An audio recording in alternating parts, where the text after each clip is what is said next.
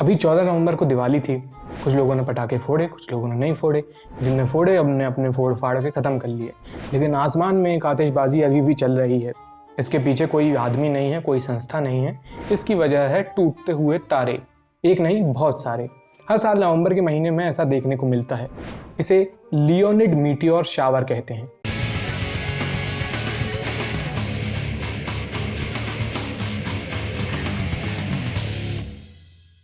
नमस्ते, मेरा नाम आयुष है। साइंसकारी के इस एपिसोड में हम लियोनिड मीटियोर शावर की बात करेंगे।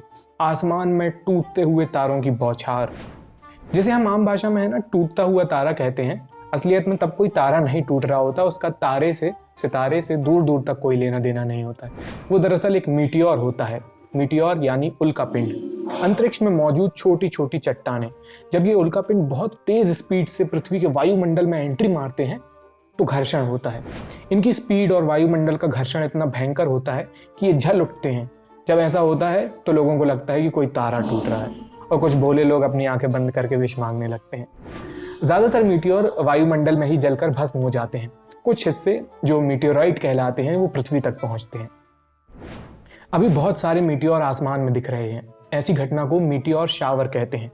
मीटियोर शावर का मतलब है उल्कापिंड की बौछार। ये घटना नवंबर के पहले हफ्ते से ही शुरू हो गई थी।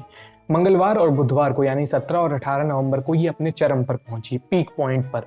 अपने चरम पर हर घंटे में 10 से 15 मीटियोर देखे जा सकते हैं आसमान में। ये प्रोग्राम पूरा नवंबर के महीने के आखिरी तक चलेगा। इसे आप देख सकते हैं तब।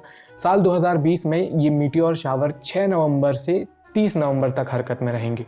इनमें से सबसे तेज मीटियोर की रफ्तार 71 किलोमीटर प्रति सेकेंड की होगी। प्रति घंटे नहीं, प्रति सेकेंड। अब सवाल ये है कि अचानक आसमान में इतने सारे मीटियोर कहाँ से आ गए, और नवंबर के महीने में ऐसा क्या है कि लियोनिड मीटियोर शावर इसी महीने में हो रहा है। अंतरिक्ष में बहुत सारा मलबा बिखरा पड़ा होता है। जब ये मलबा पृथ्वी के रास्ते में आ जाता है तब मीटियोर शावर देखने को मिलता है। लियोनिड मीटियोर के टुकड़े टेम्पल टर्टल से आए हैं। टेम्पल टर्टल क्या है? टेम्पल टर्टल एक कॉमेट का नाम है। कॉमेट यानी धूमकेतु, हिंदी में धूमकेतु कहते हैं कॉमेट को। ये कॉमेट भी पृथ्वी की तरह सूरज के चक्कर काटता है। टेम्पल टर्टल कॉमेट 33 साल में सूर्य की एक परिक्रमा पूरी करता है। इसका जो रास्ता है और पृथ्वी का जो रास्ता है, इन दोनों की कक्षा एक जगह पर क्रॉस करती है।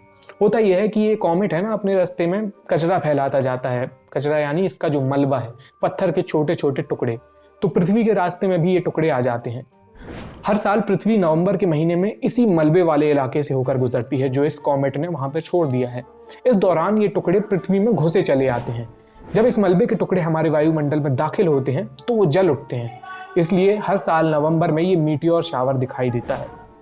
मलबे के इस ढेर में छोटी चट्टानों के टुकड़े, धूल, बर्फ वगैरह होती है। ये सब इतना छोटा होता है कि ये वायुमंडल के ऊपरी हिस्से में ही जलकर भस्म हो जाते हैं, अपर एटमॉस्फेयर में, और ये पृथ्वी की सतह पर कभी नहीं पहुंच पाते। इस मीटियोर शावर का नाम लियोनिड क्यों रखा गया है? ये लियोनिड क्या है? इसका नाम लियो कॉन्स्टेलेशन के ऊपर रखा गया है। लियो एक तारामंडल का नाम है, आप आसमान में इसे देख सकते हैं। उसी के ऊपर इसका नाम लियोनिड मीटियोर शावर रखा गया है। ऐसा प्रतीत होता है कि ये जो मीटियोर शावर है ये इसी कॉन्स्टेलेशन से निकल रहा है। हालांकि ऐसा सिर्फ प्रतीत होता है, ऐसा असलियत में होता नहीं है। इसलिए पहले के लोगों ने इसे लियो के ऊपर इसका नाम रख दिया, लियोनिड मीटियोर शावर। सबसे बढ़िया बात यह है कि ये मीटियोर शावर हम अपनी आंखों से देख सकते हैं।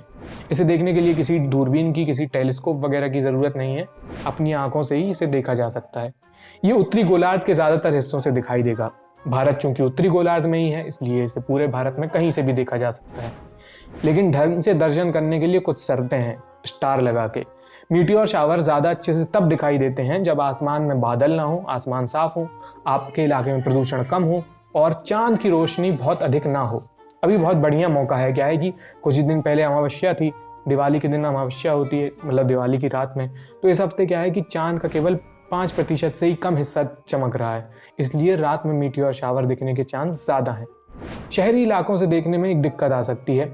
शहर में सिर्फ वायु प्रदूषण ही नहीं होता है, रोशनी का भी प्रदूषण होता है। आपके आसपास जितनी ज़्यादा आर्टिफिशियल लाइट होगी, आसमान उतना कम साफ दिखेगा। इसे लाइट पॉल्यूशन कहते हैं।